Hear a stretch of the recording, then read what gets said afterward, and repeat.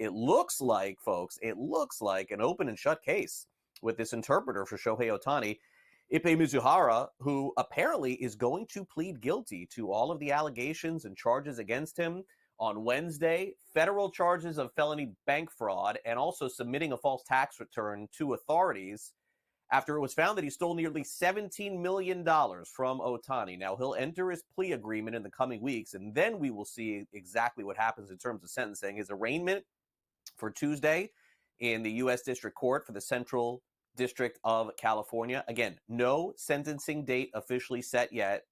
And the plea agreement, by the way, as part of anything that happens in terms of jail time, includes full restitution, or get this, $16.975 million to Otani. Good luck paying that back. How's that going to happen? I have no idea. I guess the story did take a little bit of an interesting turn in the last 24 hours.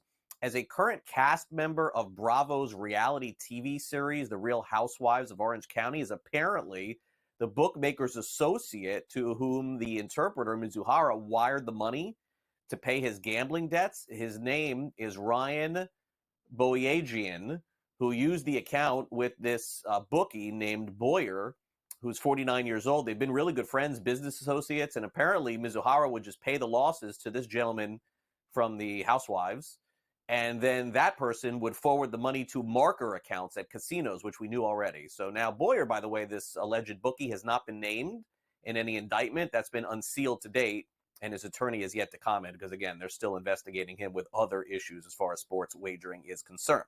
All right, that's the very latest there. Now, to the NBA, the exciting finish again, 3 games, 3 overs, by the way, in the NBA. Or 2 games, 2 overs, I should mention, the NBA. Knicks beat the Pacers. There were 251 points scored last night.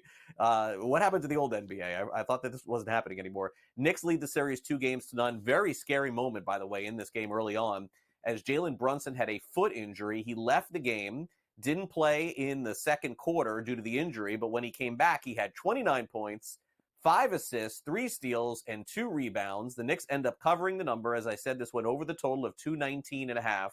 And a lot of legends on hand to watch this game because, again, it feels like a legendary performance going on with Jalen Brunson, not to mention an excellent performance once again from Dante DiVincenzo, who talked after the game about the old school Knicks showing up to watch this game at the Garden.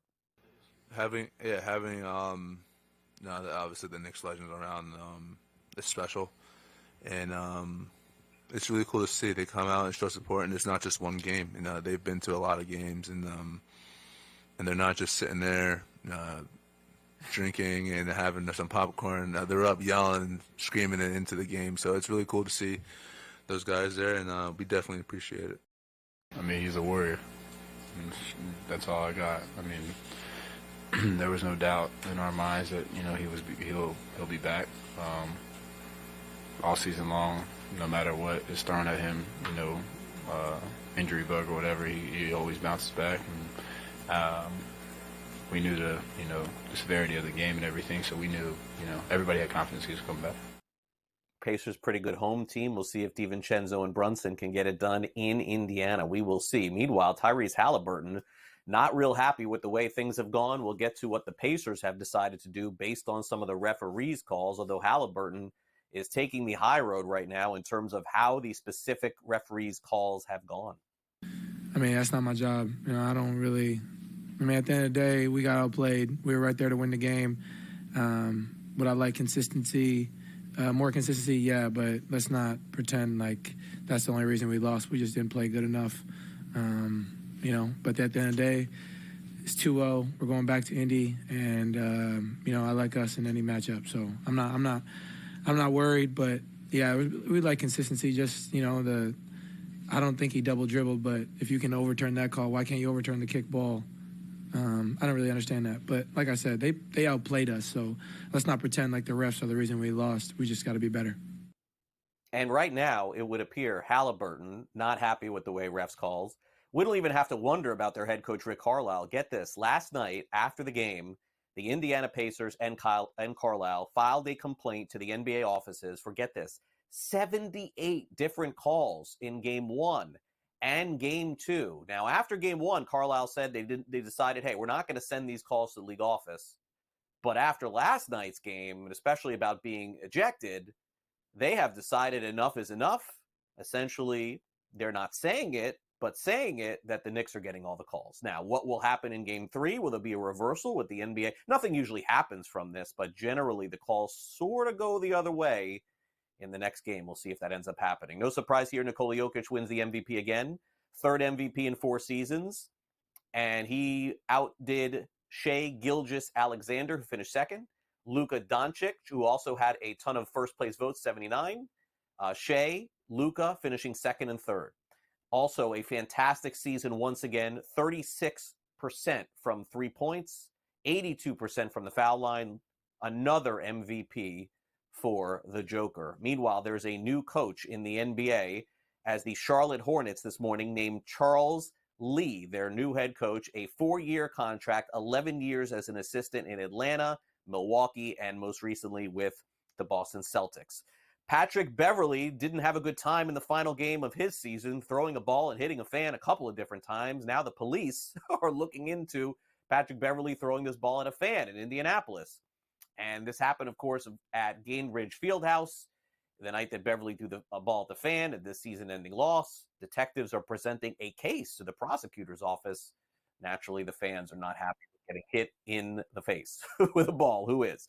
All right, baseball is going to be real exciting this weekend, folks. And the reason why is because you're going to see the major league debut of one of the most highly touted pitchers to come out of college in a long time. Paul Skeens has been called up.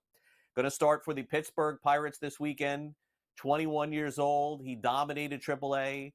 27 innings and 45 strikeouts in AAA. Don't know why he spent all of April in the minors or even into May, but finally we're going to get to see him pitch against the Chicago Cubs.